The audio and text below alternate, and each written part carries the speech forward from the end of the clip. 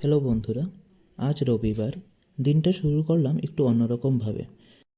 এরকম কাস্টমাইজ জিনিস বানানো আমার স্ত্রীর একটা হবি এবং এটা একটা কমিশন অর্ডার ছিল। তোমাদের কীরকম লাগলো জানাবে। আমার তো ডলগুলো খুব কিউট লাগছিল। সারাদিন কাজ করার পর বিকালবেলাটায় একটু চা খেতে ইচ্ছা করলো, বাট চাটা একটু স্পেশাল বানানোর জন্য আজকে অন্যরকমভাবে ট্রাই করলাম।